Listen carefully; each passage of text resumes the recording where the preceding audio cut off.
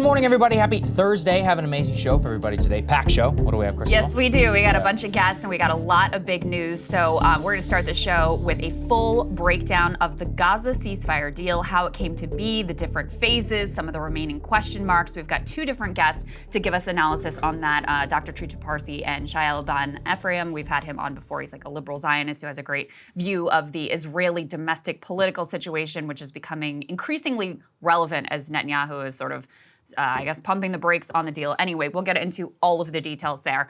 We're also going to break down for you the confirmation hearings that happened yesterday. We got Lil Marco all grown up and facing not very contentious hearings, actually. He's a senator. He's got respectability. So even though he's a war hawk, they all like him in there. You also had Pam Bondi, who, of course, is Trump's nominee for Attorney General. So we'll take a look at that.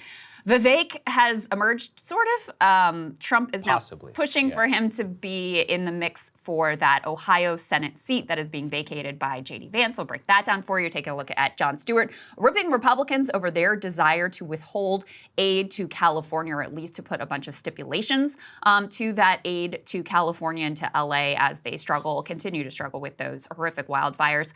Mr. Beast might buy TikTok, the latest in the TikTok. I mean, I don't know that that's all that likely, but we wanted to cover TikTok again because the ban is set to go into effect on, what, Sunday? Sunday, January 19th. So, this is happening absent some significant development, so we'll give you the latest on that. And a little bit of breaking news here.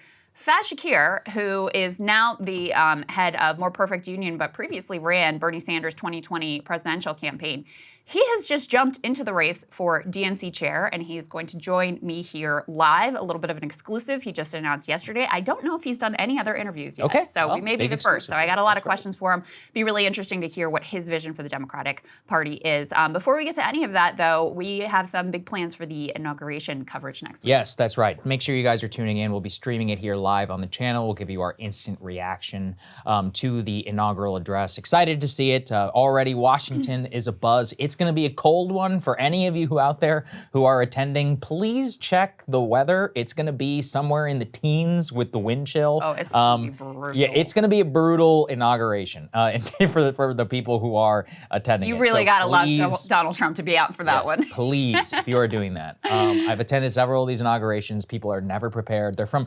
Florida or whatever. They're like, oh, it'll be fine. You don't know what you're talking about. All right, take it from a guy from the South. It's brutal up here, especially whenever there's wind chill. Might be snow the next day and all of that. So please stay safe out there and make sure that you make all of your plans. It's one thing when you're moving around outside and it's cold, but at inauguration, you're going to have to walk to where you're going to stand. And then you're just going to stand there for You will walk for miles because the metro will be unusable, and you will be standing in place yards, hundreds of yards away from the only porta potty. So again, you need to make sure that you know what you're getting into.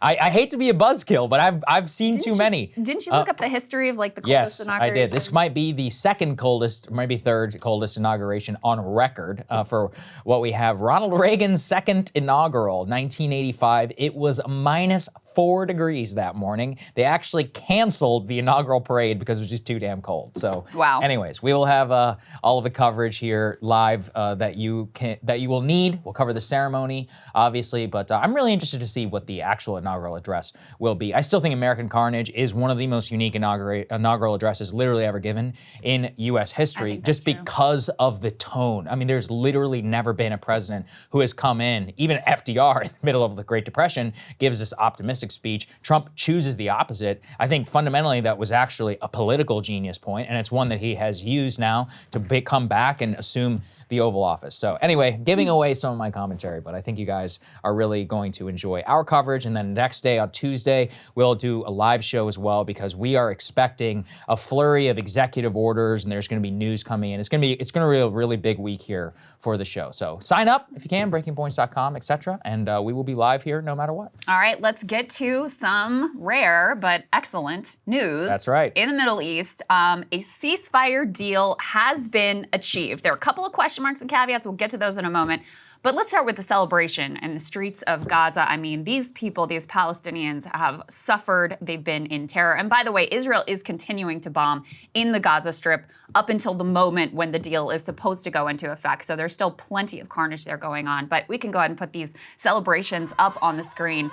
People are just ebullient that there might be some break in the horror that they have suffered for more than a year at this point. I mean, you see these little children. This is a reporter for Al Jazeera who is reporting that the ceasefire deal has been achieved. He has a crowd around him. He's taking off his flak jacket there, and then they actually, I think, like carry him off on their shoulders.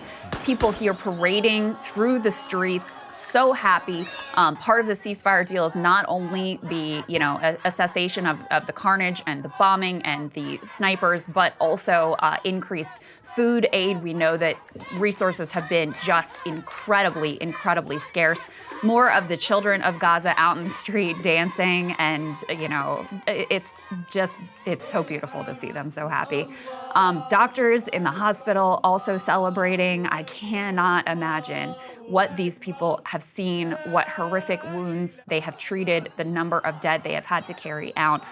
Huge crowd celebrations here as well. Everybody recording and filming this moment when they feel that at least they're set to get a respite.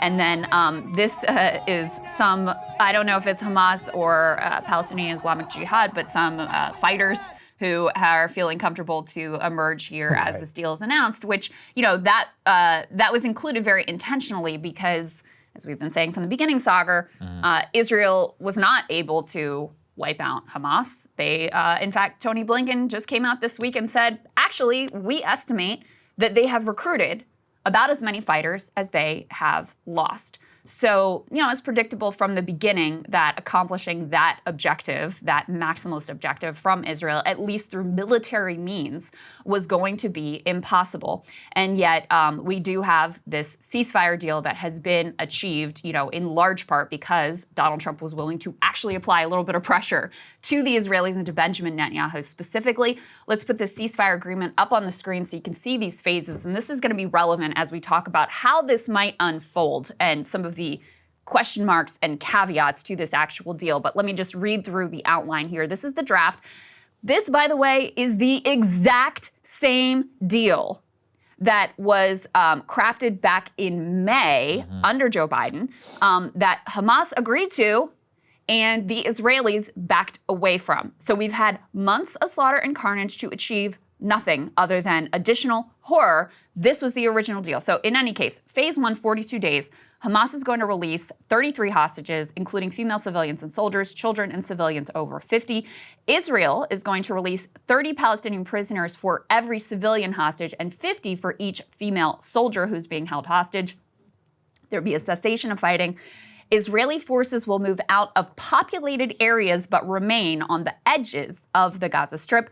Displaced Palestinians will begin returning home and more aid will begin entering into the Strip.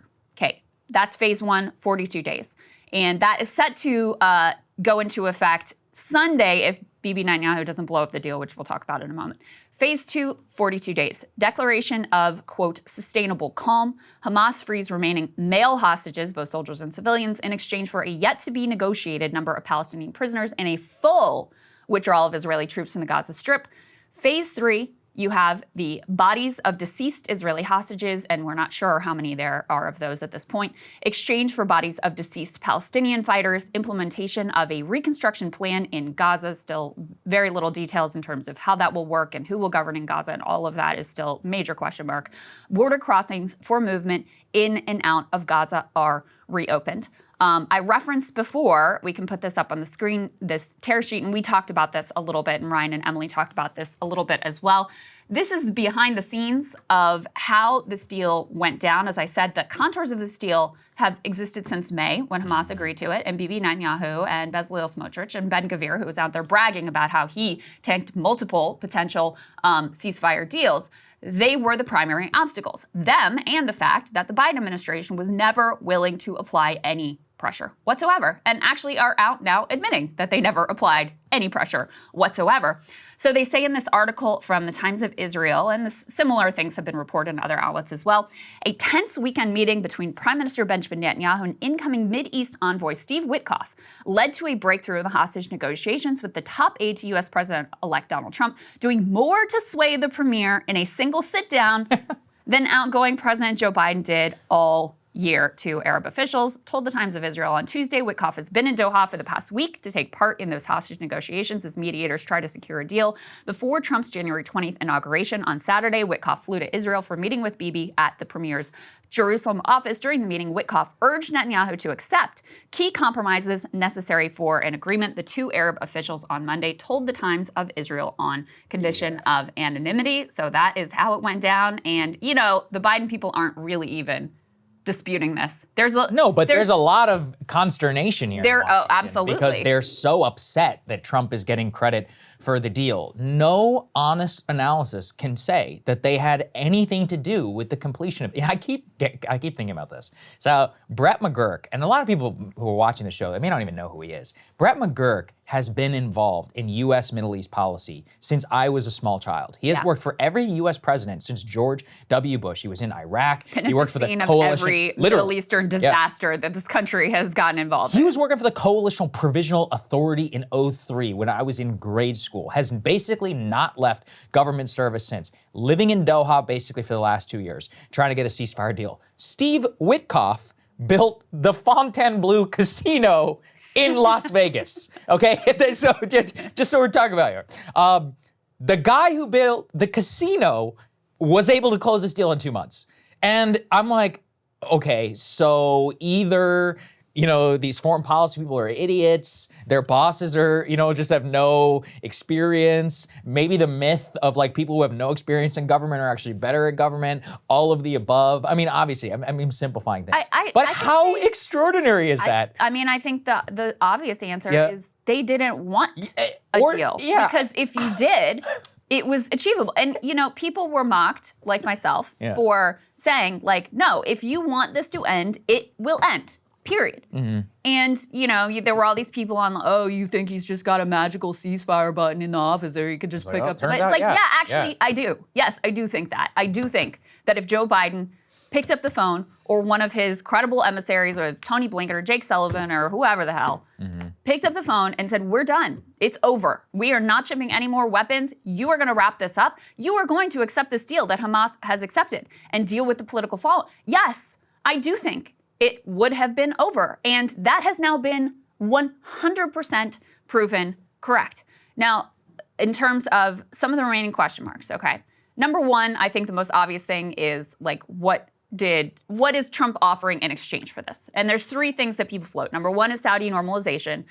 Number two is joining Israel in strike on Iran, which horrible, disastrous idea, terrible. Number three, which to me seems, and it may be all of these, maybe some combination of these, whatever, maybe something else that we haven't even thought of. Number three, which was reported that Miriam Adelson, his major donor, wants him to allow annexation of the West Bank. There are already signs that Israel is ramping up. Dropsite's done a great job reporting on increased incursions and brutality in the West Bank. Obviously, settlements have expanded there massively over actually in every single Israeli government. So that seems a very likely outcome as well. So that's question number one. Question number two is, this morning, new reporting, Netanyahu is now throwing sand in the gears, pumping the brakes once again, claiming that Hamas is reneging on the agreement. I mean, listen, that's probably bullshit. Hamas is saying, no, we're not. They have agreed to this specific deal since 8 May. months. So, you know, that they're backing out of it now, I highly, highly doubt. This is one of the things that we'll talk to Shael about today, which is, you know, the domestic situation, because Bibi is seeing his coalition kind of collapse. You know, the right wing, Ben-Gvir and Smotrich in particular, very upset with this deal, because it sort of reminds me, you know, not that they're totally analogous situations, but it sort of reminds me of when Biden pulls out of Afghanistan. Anytime you end a war, it's a mess. And you have to reckon with the reality. You can no longer live in the fantasy of like, oh, we're going to completely defeat Hamas and it's going to be, you know, the end of any Palestinian resistance. When you actually end a war and have a cessation of hostilities, you have to grapple with what the actual reality is. And what, in terms of their stated military goals, yes, they inflicted untold suffering and carnage on the Palestinian population, but they did not achieve the political goals that they set out. So you have to grapple with that. And, the far, far right in Israel does not want to grapple with that and wants to continue the brutality and the carnage basically indefinitely. I mean, they're very upfront. One thing you have to give them is honesty, that they want to completely resettle Gaza, completely push out the Palestinians who live there. So his government is teetering. And so he's pumping the brakes and claiming that Hamas is reneging. So that's one thing to watch, whether this thing actually moves forward, whether there's a delay, et cetera, et cetera. The other thing is that the people in the Bibi Netanyahu coalition, including Smotrich, are claiming that they have been promised that after that initial phase 1, where some number of hostages are released, and I think it's lasts for like 42 days, that they have been promised Israel will go back to fighting, will go back to the war, in which case this is not a ceasefire, it's that quote-unquote humanitarian pause, which we had so much discussion of early in the war. And troublingly, President Trump's incoming National Security Advisor, Mike Waltz, also made similar signals that may also be the way that they are thinking about this deal in a recent interview. Let's take a listen to his comments. From your perspective, if this deal goes through and we enter what's characterized as the first phase, does that effectively mean the war is over?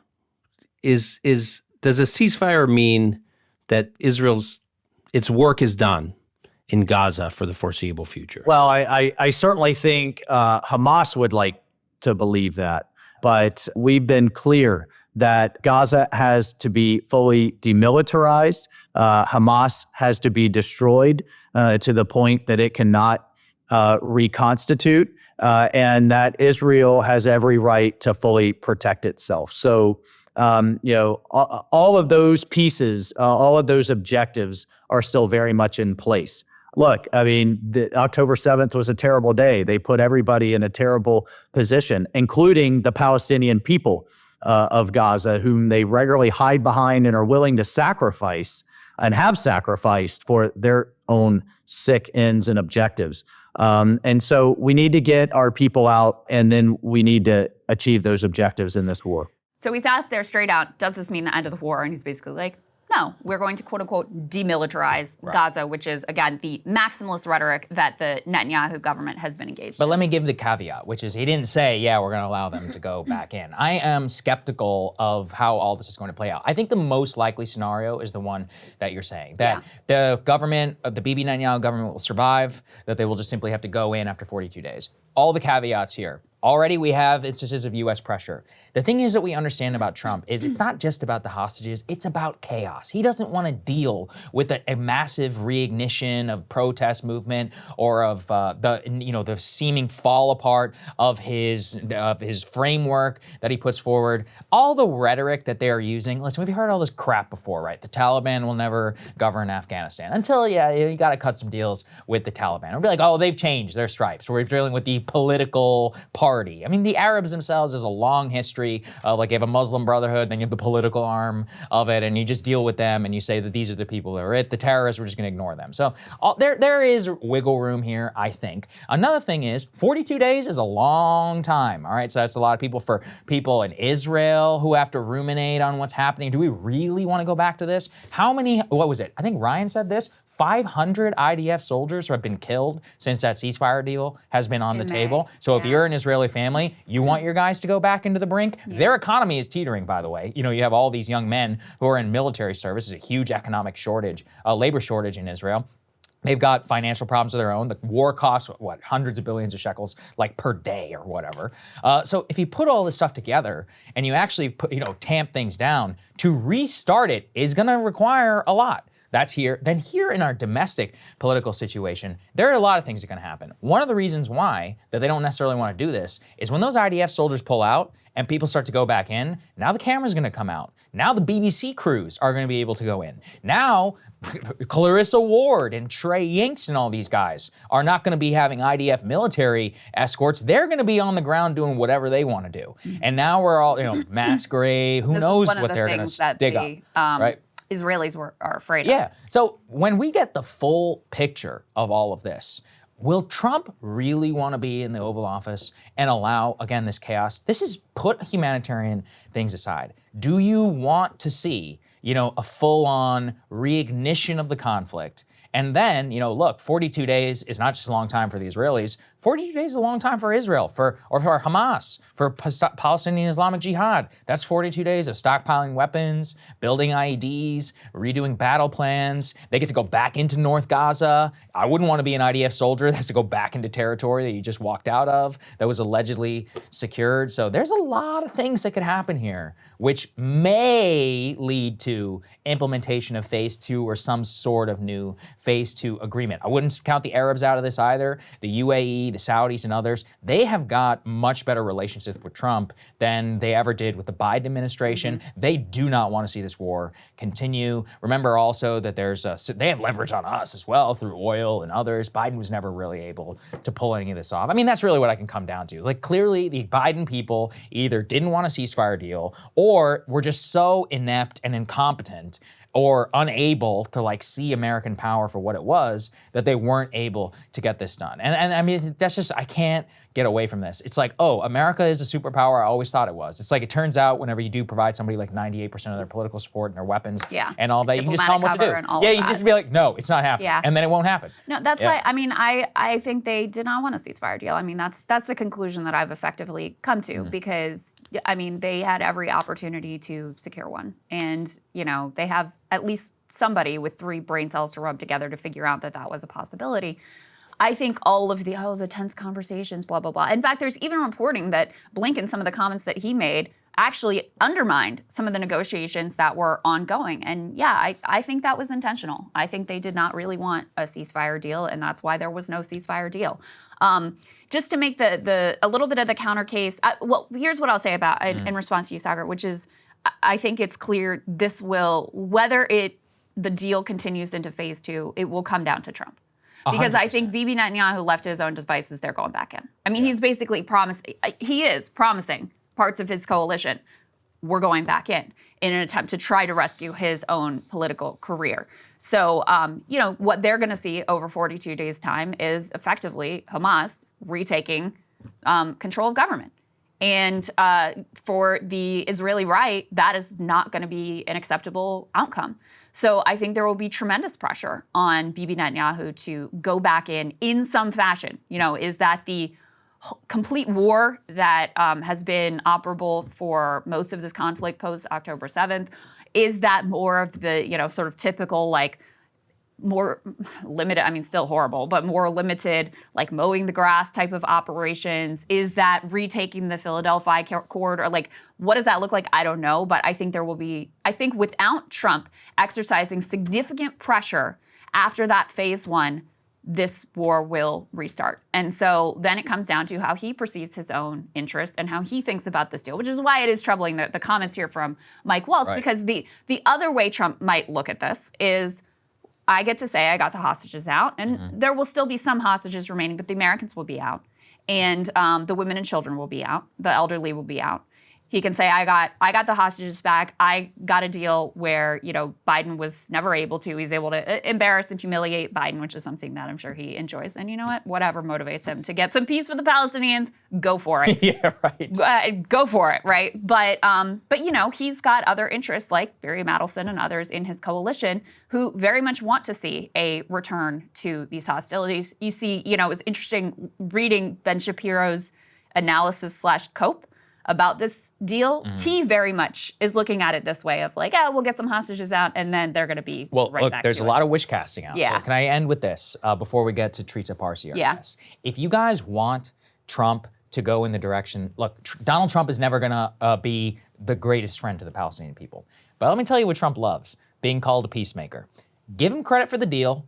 Go out there on social media, especially if you're a leftist, and be like, thank you, Donald Trump, for actually getting this done. You humiliated Joe Biden. Use this framing in particular. For anybody out there who is prominent, go on television, give Donald Trump credit for the deal. Because right now, there's an entire Israeli right-wing cope by Ben Shapiro and others. Be like, no. Be like, but listen, you have to create political space to reward people for doing things that are good, even if you don't like those people. I'm going to take it upon myself. I've been trying. I mean, from my Twitter account and others, I'll be like, this is great, fantastic. Send some MAGA hats to the Palestinians. I'm serious. Send them MAGA hats. I'm serious. Like, you guys think I'm joking? That is how Donald Trump will arrive at the political calculus of like, you know, I got a lot of credit for this. They call me a peacemaker. It's a what do we always say? How powerful of a message it is. No war broke out while I was president. You can quibble with it if you want, but people liked it. You did the AOC Facebook group while I was out. What did all those people say? So again, leftists, especially people who are out there on the center, non-politically engaged folks, give Donald Trump credit, actually create some media buzz around this. And I guarantee you, if that gets in front of the people in the White House communication shop and others, they will print it out and show it to him. And now you got 2 printouts in front of you instead of one from Ben Shapiro, which is just a criticism of the deal. Yeah. I mean, I'm not usually this transparent about it, but like, I care so much. I mean, I don't want this war to continue. It's just so Let's end it. Obvious Like, how he operates too. Yeah. Like, it's not hard to figure out. You know, the way that his ego operates. I mean, this is part of why he flipped on TikTok, because it's like, oh, people there like me. Yeah, bingo. I like TikTok now. He's inviting the freaking TikTok dude. He's a transactional to the inauguration. Man. It is what it is. So take advantage of it. Yeah, I think exactly. that's all so true. The one, just last note, because I thought this was hilarious. Tom Cotton, who's like a total psycho right-wing Zionist, hates the deal, of course. So rather than criticizing Trump, he goes on Twitter and he's like, Joe Biden's surrender deal, blah, blah, blah. It's like, dude, Joe Biden had nothing to do with this. Okay. So if you don't like it, there's one place to point your finger in. It has scrambled a lot of brains to see. And like I said, there's Bibi now pumping the brakes, question marks about what was given, like what is the Faustian bargain that was made here? What is Israel getting on the other side of this? Does it continue past phase 1? A lot of questions, but I'm truly just... I'm so happy that at the very least, Palestinians in Gaza are going to get some you get a 42-day break respite after suffering for so long. So I agree. I'm happy to see them having some reason for joy and celebration there in the streets. Absolutely. All right, let's get to our guest, Teresa Parsi. Very fortunate to be joined this morning by Dr. Teresa Parsi, of course, of the Quincy Institute for Responsible Statecraft. Always great to see you, sir. Good to see you, sir. Likewise. Thank you. First, just your top line reaction to the contours of this deal, and also, your sentiment about whether it's going to be fully implemented, just phase 1. We now see Bibi Netanyahu trying to make trouble here in the final days. Just give us your top line reactions. I mean, first of all, obviously, we should be very happy that this slaughter finally, hopefully, is coming to an end. But looking at not just the contours, but even the details of the deal, it's quite clear that this is really not particularly different from what already has been on the table for quite some time. And I think it really shows that President Biden could have done this very early on. Every day, he could have decided that he's going to put in a stop to a killing. And every day he decided not to. And I think that's going to haunt the United States for some time, just as much as the Iraq War and unnecessary decisions there haunted the United States and continues to haunt the United States. Now, when it comes to phase 1, clearly the way that Bibi is trying to sell it at home is to say that this is just going to be phase 1. But if you take a look at what happened in Lebanon, we saw a massive amount of violations of that ceasefire. But it was more lower level violence. The higher level violence did cease. And I suspect that we will see the same thing in Gaza. Now, the question I think that is really essential here is, why did Trump decide that he wanted this? If it is because he wants to push for an expansion of the Abraham Accord, more normalization between Israel and Saudi Arabia, then I don't see how it would be to his interest to see this only be implemented in stage 1. Then he will likely want to see it fully implemented, because the demands from the Saudi side, not only for an end to the violence, but also some semblance of a Palestinian state, has significantly increased because of what Israel has done. So I think it very much depends on what Trump's calculations are in the long run. Right. So that's one of the things that we wanted to talk to you about, Dr. Parsi, is in terms of the lessons here for Donald Trump, but also for the prior administration, with the ability to compel a deal so quickly tells us a lot about the ability of American power to be utilized when it wants to be. So what can we learn from that going forward with the Israelis? And I know in your own study of our past relationship with Israel, when we have done this in the past. Well, I think the bottom line is this idea of some sort of a bear hug strategy was the original sin here. Because instead of actually pursuing U.S. interests, laying down firmly what we want and what we don't want, and if the Israelis want to go in a different direction, well, good luck to you, but you're not going to do it with our weapons. Instead, the Biden administration had a strategy of thinking, let's just say yes to everything the Israelis want. Let's blame every problem on Hamas, even when it's Israel's fault. Let's make sure that we veto every resolution at the UN. And that, miraculously, will give us credibility so that the Israelis actually will listen to us when we say no, which we nevertheless almost never did anyways. Why did the United States need credibility? Did we start off from a point of no credibility with Israel? So we had to build up this credibility in order to be able to afford to say no? That is just completely preposterous. The United States had credibility, and the United States never used the leverage through the arms sales that we had in order to be able to compel Israel to move in a direction that was not only not violating international law and committing war crimes, but also making sure that it didn't lead to something that would be bad for the United States. And one of the key things the administration itself said was that it did not want to see an escalation of the war in the region. Yet in their exit interviews, they brag about the fact that they never publicly criticized the Israelis for bombing Lebanon, for expanding the war. So I think the bottom line lesson is, if you center your policy on American interests, you're going to get a much better outcome than if you essentially abdicate your responsibility to the American people and defer to foreign leaders, friends or foes. It does not matter. So, Dr. Parsi, we've just witnessed the world superpower that was the primary architect of the post-World War II international order oversee a slaughter of predominantly women, children, and the elderly for over a year. I mean, what does that mean for the world moving forward? I think it's a disaster. And I think one of the things we have to keep in mind is that, yes, in the American tradition, though the United States played, as you pointed out, a critical role in creating the post-World War II security and international architecture, we nevertheless have been kind of dismissive of international law. And to a large extent, it's because we were so powerful. Not only could we violate it, but we never really viewed it as being something that could infringe upon we would never allow it to infringe upon our sovereignty. Reality is that we are now moving into a multipolar world. In that multipolar world, the United States' relative power compared to what it was before is not going to be the same. As a result, the ability of American power to constrain other countries, rivals of the United States, is going to be more limited than it was before. And it's not going to be able to be pervasive as it was before, which means that we actually will develop an interest in international law as an alternative path to be able to constrain the actions of rival states in a way that we, in a unipolar era, did not have the same interest need for. And this is then very damaging to the United States because we have, under the Biden administration, who was supposed to correct everything Trump did wrong during his 4 years by exiting the Paris Agreement, the Iran deal, et cetera, actually worked tirelessly to hollow out international law, vetoing all of those UN resolutions. The one that they did accept, they then immediately turned around and said that it's not binding, which was completely legally ridiculous as well.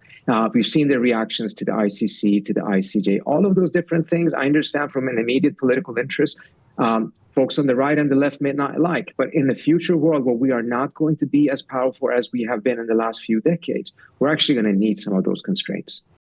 I think that's a fantastic point. And just generally going forward, what does this mean now for U.S. policy in the Middle East? The last 2 years, if we zoom out, have been extraordinary, not only with what's happening in Israel, we now have a completely new regime in Syria, of which, of course, Israel is also involved in. So what is the landscape that Donald Trump now has to deal with in the next 4 years?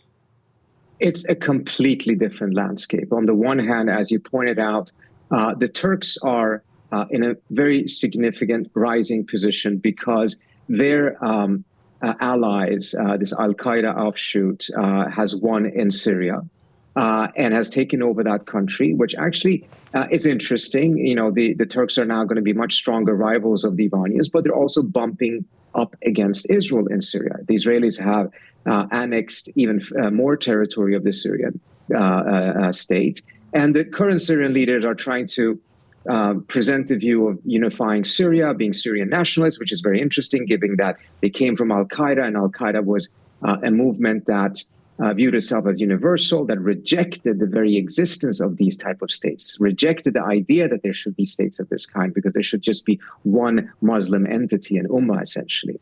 But now they are trying to present themselves as Syrian nationalists. Well, how's that going to work out when the Israelis are not only keeping the Golan Heights, but they're actually taking additional Syrian territory? At some point, it's going to create tensions between Syria and Israel, which means that it will create more tensions between Turkey and Israel. And on the other hand, then you have the Turks wanting to defeat the Kurds in Syria that the U.S. has been supporting. And incidentally, it now seems likely that the Iranians are going to be supporting the Kurds further. And guess who else? The Israelis. So what you have is a massive mess. And I think Trump's initial instinct, when all of this started to unfold, by saying, this is not our fight, we should not be involved, it is the right instinct. And take a more passive role and not try to think that, whoever wins in Syria is going to get some sort of a major prize, because there isn't a major prize. Yeah. My last question for you, Dr. Parses, there's been a lot of speculation about what Trump may have offered the Israelis in exchange for, them agreeing to this deal that they've been rejecting now for months at this point. You mentioned one of those potential things, the Saudi normalization deal. Another thing that's been mentioned is West Bank annexation. And the third thing that's been mentioned is joining with Israel in strikes against Iran. I'd love for you to weigh in on that third possibility, your assessment of the likelihood there and what that could potentially mean, because we know that Trump did have a very hawkish record vis-a-vis Israel in his first term. Vis-a-vis Iran, yeah. First of all, let's be clear. We don't know yet if actually anything was promised. It may very well have been that Trump's envoy told Netanyahu, enough is enough. You've had 15 months of these killings, and we don't want to have to deal with this mess any longer, so you have to put an end to it, without necessarily making any promises. Now, Trump has himself on his social media suggested he's going to take advantage of this development and move towards further integrating Israel into the region. That could actually be very good news, but it depends on how it's done. If it's just going to be an expansion of the Abraham Accords, which in my view had several significant flaws, the first one being that it really shoved the Palestinians under the rug, expecting that they simply would not exist any longer or be a factor. And that was a major, major miscalculation, because we saw October 7th, which to some extent actually was a result of the effort to completely try to push the Palestinians aside. The other thing was that the United States was giving massive concessions to these different states in order for them to normalize with Israel. And in the case of Saudi Arabia, what the Biden administration has been discussing is to give a security guarantee to these Saudis, meaning that the United States would send its women and men off to die and kill for the Saudi dictatorship. This would deepen America's military involvement in the region beyond anything we have seen in the U.S.'s history in the Middle East. That would be not only a massive mistake, it would be completely contradictory to Trump's instincts and what he has been promised, which is to actually bring U.S. troops home from the Middle East and get less entangled in the conflicts of the region. If we actually offer the Saudis a security guarantee, we will get more entangled. Moreover, the Biden administration was even considering giving the Saudis nuclear technology, the same nuclear technology that the United States fought 20 years to prevent the Iranians from having. Now we're actually granting it to a country that has said that it might build a bomb and whose track record in foreign policy is highly questionable, particularly mindful of its history with Al-Qaeda. These are ridiculous, unthinkable concessions. If it is so that the Saudis and the Israelis want to normalize, then go ahead, normalize. Why should the United States not only give concessions, but commit itself to the security of these states in order for them to come to peace with each other? Yeah, well said. It's great to see you, sir. Thank you for joining us. Thank you so much for having me. Hey, if you like that video, hit the like button or leave a comment below. It really helps get the show to more people. And if you'd like to get the full show ad-free and in your inbox every morning, you can sign up at breakingpoints.com. That's right. Get the full show, help support the future of independent media at breakingpoints.com.